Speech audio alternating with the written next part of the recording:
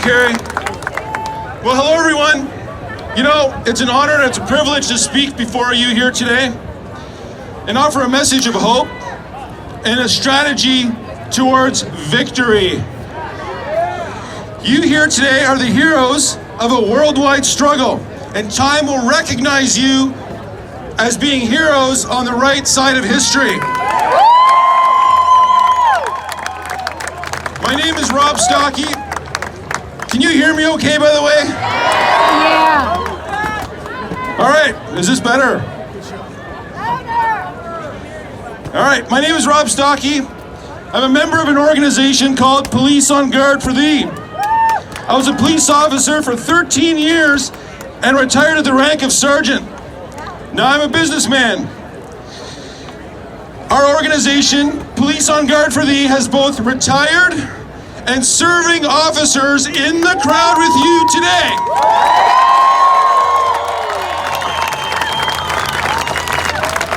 You'll be happy to know that today our Police on Guard organization has officers in BC, all across Canada right now, speaking here in Ontario, in Toronto, in Ottawa, in London.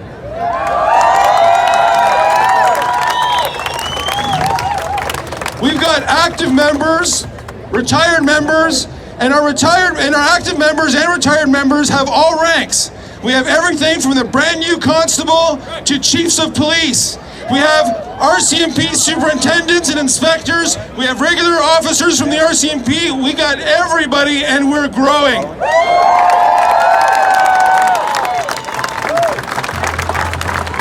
We stand with you shoulder to shoulder to fight this tyranny.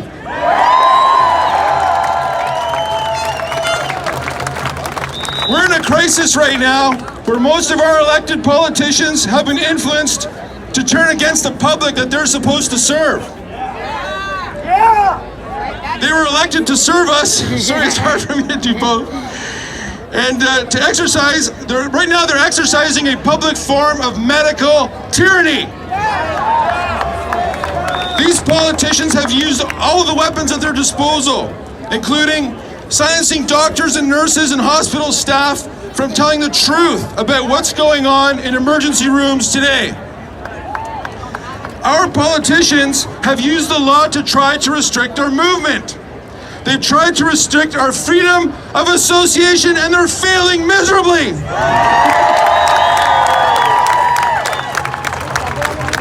We have the right to worship, and we have the right to breathe freely. They are using the media to repeat false messages of terror, which is actually a criminal offense according to Section 372, Sub 1 of the Criminal Code of Canada.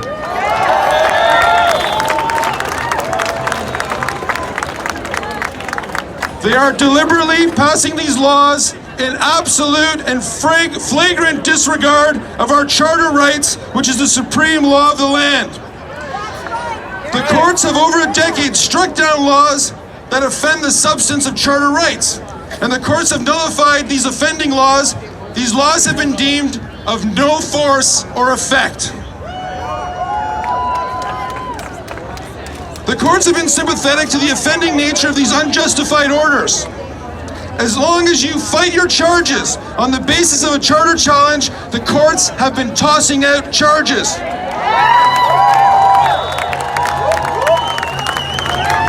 In most cases, Crown attorneys aren't even requiring a charter challenge. They're simply withdrawing the charges on the day to prevent a trial that they know will happen and will create bad case law. You cannot ignore your ticket or summons. You must take action, and you must fight it.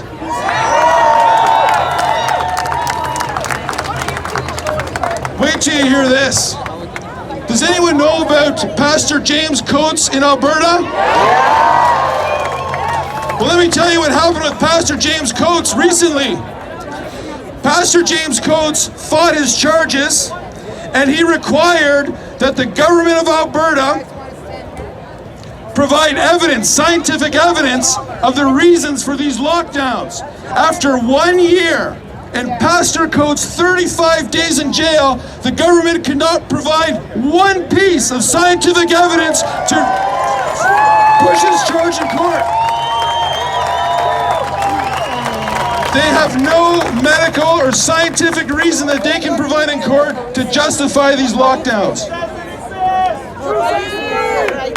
Now I'm going to finish off telling you that we Police on Guard are with you shoulder to shoulder, and we are fighting with you.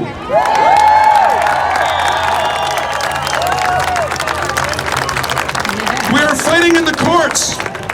19 of us, active and retired police officers, have hired a constitutional lawyer, Rocco Galati.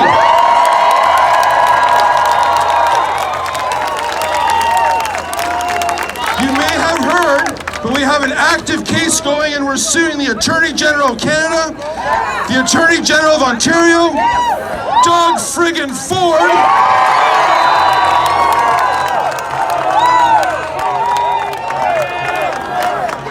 we're also suing the Chiefs of Police of Toronto, York Region, Niagara Region, Hamilton, and Ottawa, where we're from.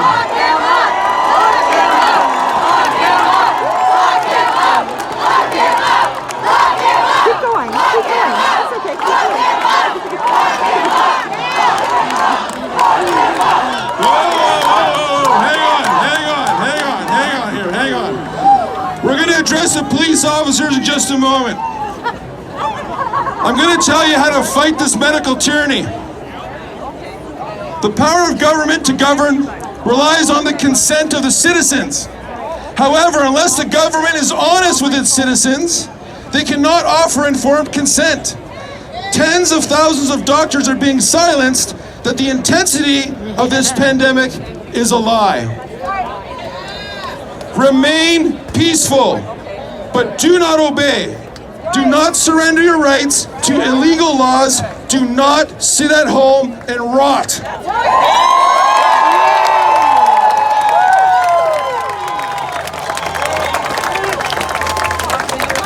This is the key, ladies and gentlemen. Peaceful civil disobedience is what we're doing here today. It is our duty when the government stops serving us and chooses to oppress us. It's our duty to peacefully demonstrate and disobey. So here are 5 points. 5 points and I'm done. Take off your masks. Pretty much everybody's here.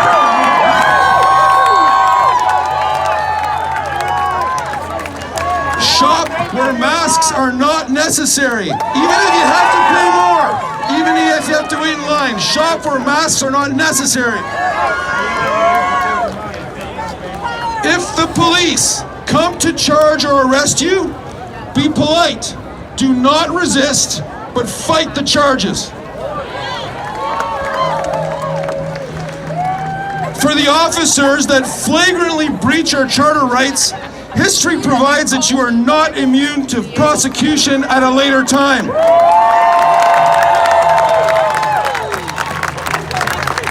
It is not a defense to civil or criminal liability to excuse yourself saying, I was just following orders.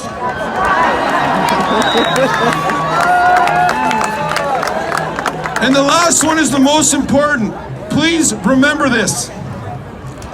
Respect our rank and file police officers.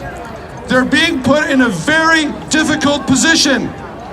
If they enforce illegal laws, they're going to lose. And if they don't enforce these illegal laws, they're going to be disciplined by their employer. Be disciplined.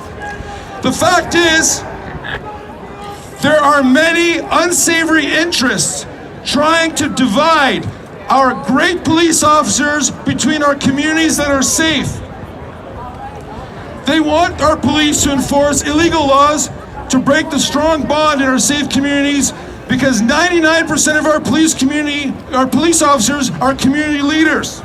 They're great people, and that is why we call them our finest. Respect them. Our beef is not with the police officers and the rank and file. Our beef is with their leaders and the politicians that are selling us out.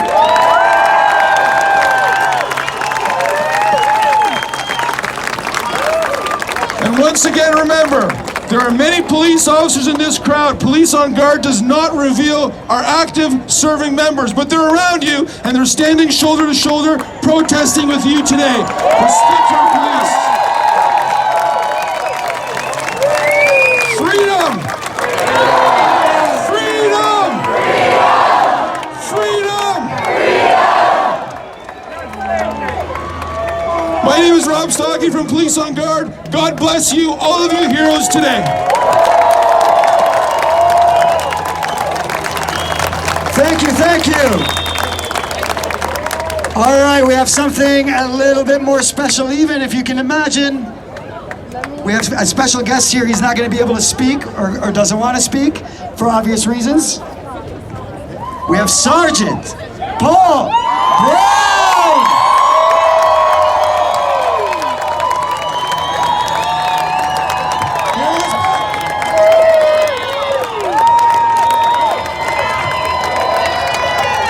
Thank you so much, sir. Thank you so much.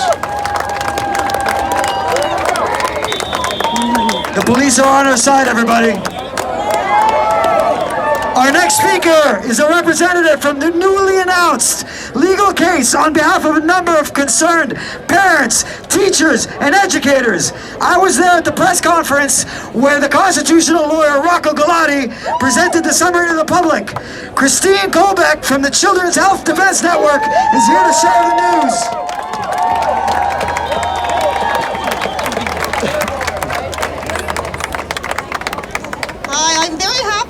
That on April 20th, 2021, Rocco Galati filed the children's education case in court. And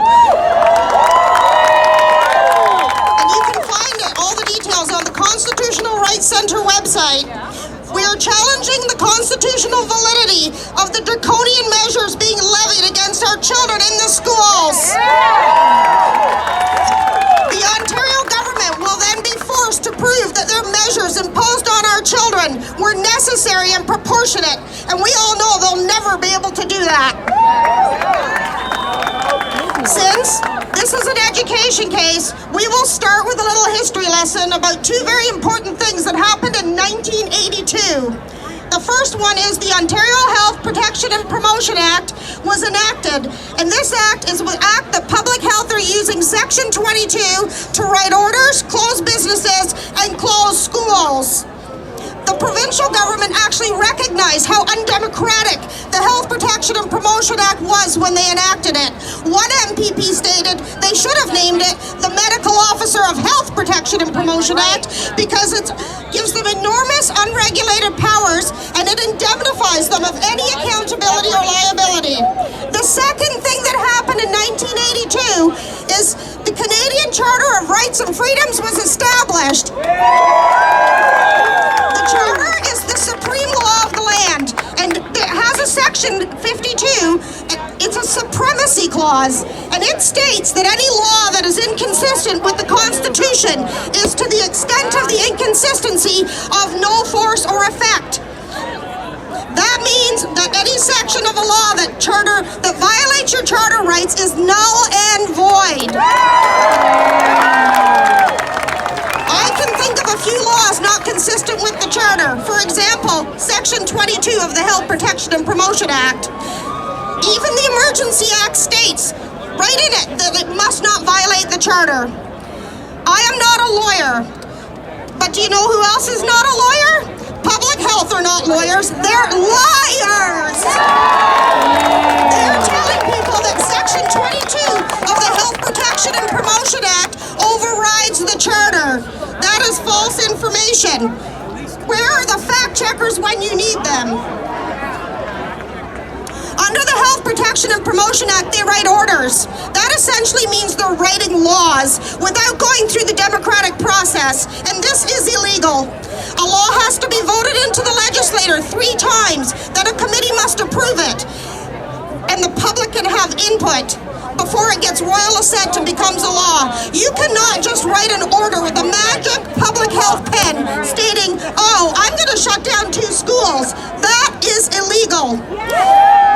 To end the public health abuse, we must stop complying with unconstitutional laws, and we must go to court and challenge unconstitutional laws. Ironically, when I first began looking for a great constitutional lawyer many years ago, I discovered that the lawyers who have the most knowledge about the Charter are criminal lawyers. Can you imagine? Criminals use the Charter rights all the time to successfully defend themselves. Surely our innocent children deserve at least the same protections of rights as accused criminals. Speaking of criminals, Doug Ford announced this week that the Ontario doctors are saying children need to return to in-person school and opening schools is safe. But the teachers' unions are threatening to file an injunction so schools must remain closed. It is clear that Doug Ford has more interest in appeasing the teachers' unions than protecting our children. Doug Ford has already tried to silence the children's voices. As soon as we file our education legal case, they ask for a case to be dismissed without even a hearing. They want it thrown out of court right now. In closing, I would like to remind everyone that a nation's greatness is measured by how it treats its most vulnerable members. And those are our children. There are so many children in attendance here today, and we would like to hear from those children. Repeat after me.